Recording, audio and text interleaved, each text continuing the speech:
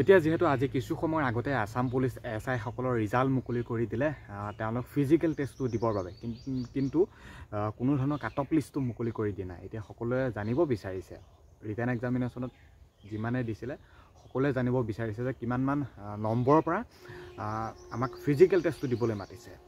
সকলোখিনি কথা গম পাবা আজি সন্ধিয়ালৈ। কেনেকৈ গম পাবা? যেহেতু অফিচিয়েল লিষ্ট মৰা নাই বা হয়তো নামাৰিব চাগে, কিন্তু আমিয়ে গম পাম যে কিমানমান নম্বৰৰ পৰা আমাক আমি ৰিটেনত কিমান নম্বৰ পোৱা মানৰ পৰা আমাক ফিজিক্যাল টেষ্টটো দিবলৈ মাতিছে।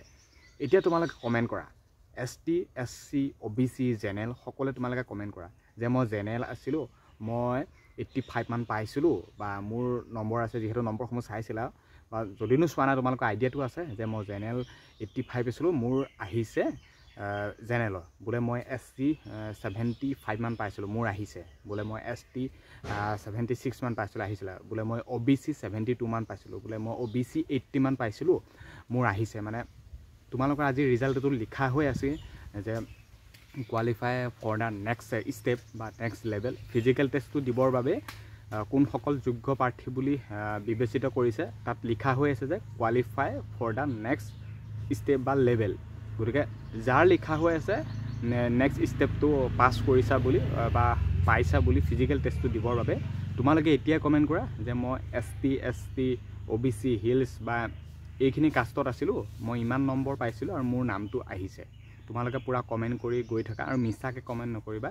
আৰু 70 তলত হয়তো অহা নাই কাৰো, বা 70 তলত যিসকলে নম্বৰ পাইছিলে হয়তো তেওঁলোকৰ অহা নাই, বা 70+, 75, 80 যোনে যোনটো কাষ্টৰ হয় কিমান নম্বৰ পাইছিলা, কাৰ আহিছে, কমেণ্ট কৰা। সন্ধিয়ালৈ ডিটেইলছটো পাই যাবা। কেনেকৈ পাই যাবা? এই ভিডিঅ'টোৱে সন্ধিয়ালৈ চাবা, কমেণ্টতে পাবা। মই নেক্সট আকৌ ভিডিঅ' প্ৰস্তুত কৰি নিদিওঁ বোলে OBC ইমান গ'ল, SI ABSI UBSI পোষ্ট কিমান আছে নাছে দেখিছাই, 11টা আছে কোনোবা এটা কাষ্টত, 144 51টা তেনেকৈ পোষ্ট আছে। পোষ্ট ক'ত কিমান আছে নাছে সেইখিনি কথা গম পাইছা। এতিয়া মেইন কথাটো হ'ল কোনটো কাষ্টত তুমি কিমান নম্বৰ পাই থৈছিলা।